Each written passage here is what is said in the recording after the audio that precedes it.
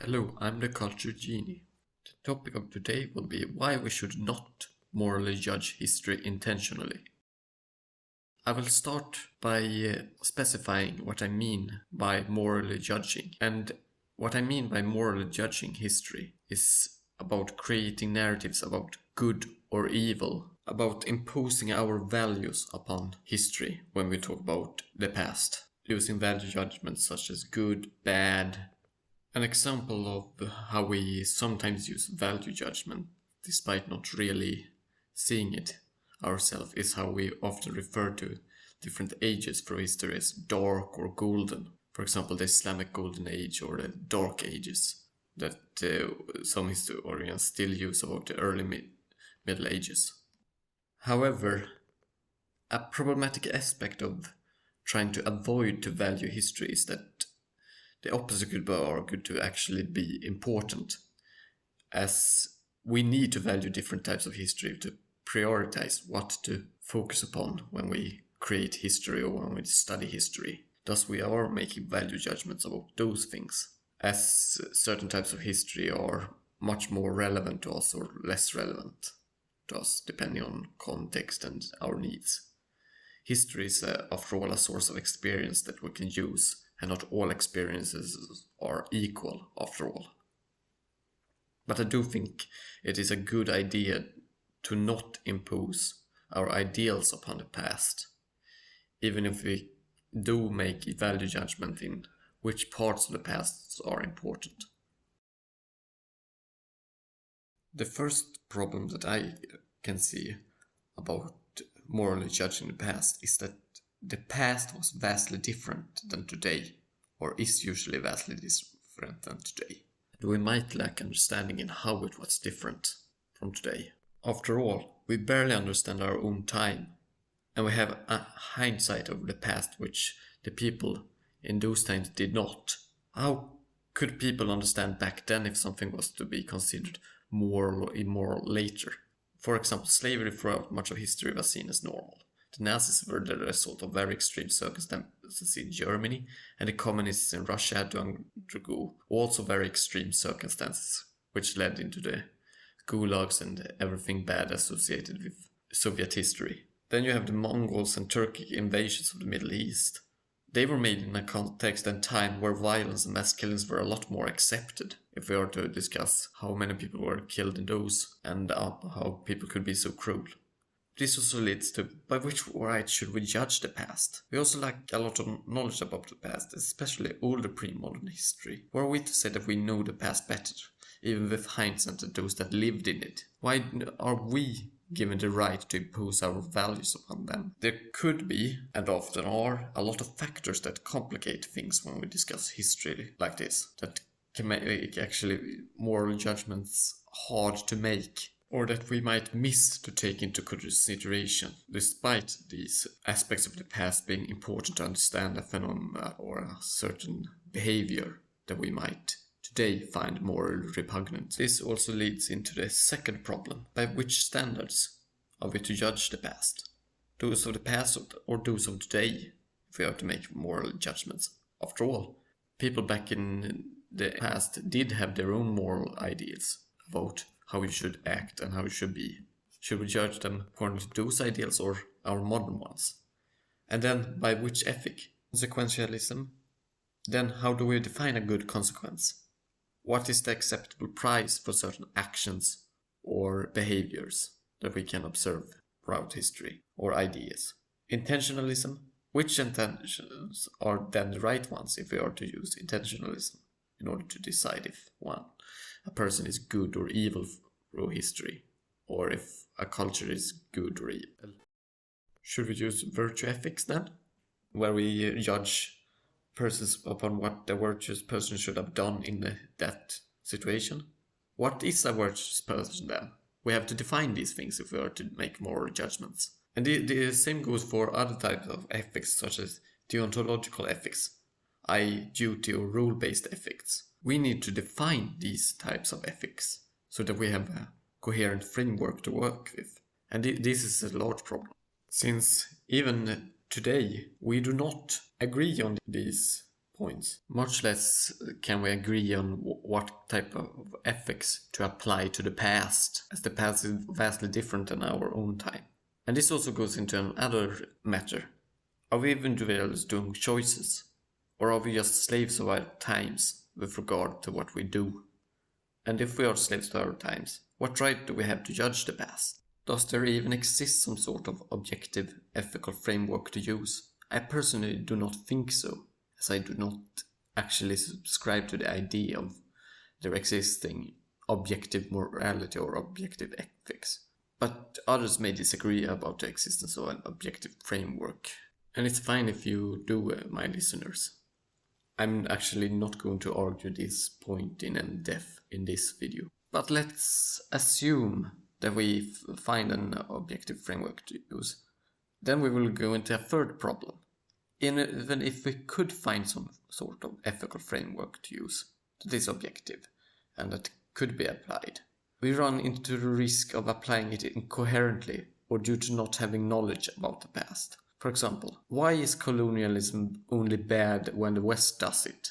I'm not saying that this is always the case, but for an example. I mean, there have been a lot of empires that have not been European that have practiced what we would call colonialism as well, but we usually do not condemn them in the same way that we do those powers in the Western world. For example, Spain was a colonial power. We know how they colonized South and Central America, but it was also a colony once. Remember Al-Andalus? It was actually a colony of the Arabs once.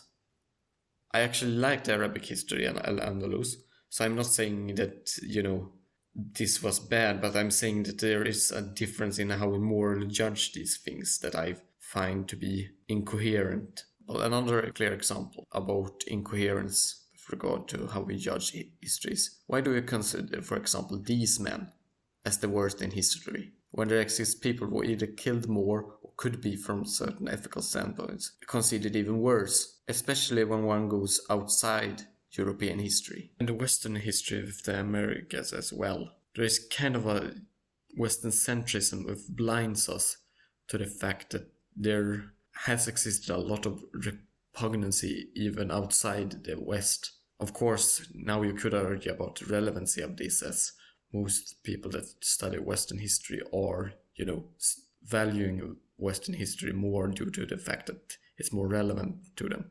But it does mean that we actually do have a bias that blinds us to the fact that a lot of repugnant practices and behaviors existed among non-European peoples. I'm not justifying any view here with regard to morals. I'm just highlighting the issue that due to the fact that we cannot eradicate our bias in what we focus upon, there is always the risk that when we moralize, we are going to moralize in a way that is not coherent, as a judgment of history might have overlooked certain other important aspects that might need to be considered, especially those that are outside of Western history, for example. There is a fourth problem, and that is the goal of history. Is history not to learn about the past rather than glorifying or condemning it? For me, studying history has always been about learning about how people were in the past, not about moral grandstanding about the past. And this goes to both those that glorify the past and those that demonize it. I myself actually subscribe to a German historian's view of history somewhat with regards to this, that the goal of history is to study how history was, or wie es eigentlich gewesen ist, if you are to cite Ranke in his original German. To be honest though, this goal of studying history as how history was, how it really was, could be considered a value judgment in itself. And there are some things that could be added here, but that I will not do due to wanting some sort of brevity to this subject, as it would extend into a very long discussion if we were to discuss the value judgments inherent in this thinking. Now, I will be clear that I am not opposed to creating theories about the past. So I'm not actually sharing Ranke's disdain for more theoretical history. Having fears about why certain people or events happen as they happen in history is not the same as directly moralizing history or directly applying moral arguments about history. History should probably only be descriptive, not prescriptive, at least in the study of history. There is a fifth problem with regards to moralizing history, and that is that we reduce history into a simple narrative of good and bad guys. I like literature and stories about heroes and villains, but I also like the complexities of real life, and history is about real life, about the real life in the past. And we risk losing important aspects of life, because history is the past of mankind, or just the past of human life. By overlooking or simplifying certain aspects of history due to moral judgments, or over-focusing on certain actions in history, we miss the actually rather complex processes behind life itself. Humanity is complex, and when we are preoccupied with creating narratives about history, we miss this. People do not just think, oh, I'm going to be evil today. Splitting people into good guys and evil reduces human history into a simple story with very little to do with actual life. Of course, there are those that would argue that all history is a narrative due to various philosophies, and it's not exactly a new thing to think this. But my focus is more upon not if history is a narrative, but in that if we try to have a very moralized narrative, we can risk blinding ourselves to truths about history and human life that might be useful. And it can also lead to some sort of self-censorship almost in what we are actually interested in studying, which can be very limiting. The sixth problem that I see with moralizing history is that there is also an infantilizing aspect in moralistic history. When you kind of want to present history as a narrative of good and evil, you presume to know what was the right moral action to do at the time. Thus you infantilize the people that you are describing in history as not being really capable of their own moral judgments and agency. And you also assume kind of, if you choose to do moralizing history, that the readers or the consumers of the history that you write are not capable of making their own moral judgments. You kind of assume that you are right in your views already from the beginning. This infantilizing aspect is especially the case with regard to foreign cultures outside of the West and their history. I would actually say that I've seen in recent time, or the last 50 years or so, a lot of what I would describe as almost tokenism. For example, when they describe the Middle East, it's almost always just described as this nebulous, they were advanced, and they never go into kind of details about the Middle East, and they just say, it was advanced and much better than the West during this time, which in certain ways it was. But you kind of reduce very complex issues into caricatures to fit narratives, especially when it comes to colonialism.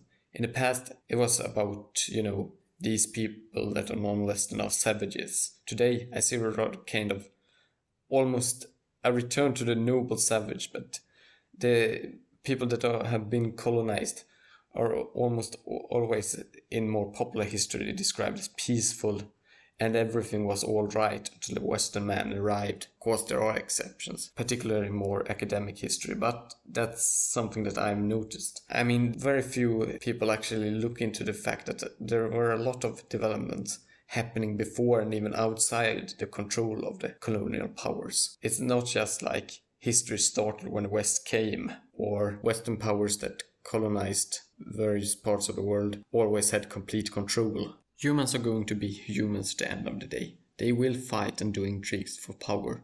This is not something unique to the Western world. And the fact is that non-Western people are just as an active part in history as Western people. Portraying them as these passive victims are kind of reducing them into a passive object that is to be moralized about.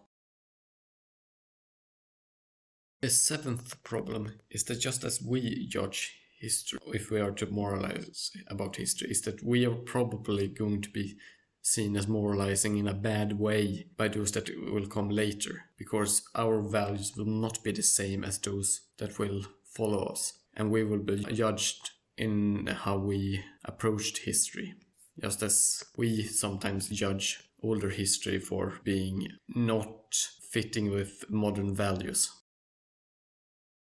Just as you judge someone, someone is going to judge you. And this is also, you don't even have to go into the past or into the far future to see this. You will also be judged by others that do not agree with your moral judgments about history. And then you will have to discuss your morals rather than what happened in history. It leads into necessary polarization and debates which are not connected to history in itself. There are probably a lot more issues and problems with regard to moralizing history that I could speak about, but I think that this short 7 problems will suffice. I cover the most important problems with regard to moralizing history. Hopefully this rather mumbling video has been interesting for you to listen to or watch. Dear listeners and viewers.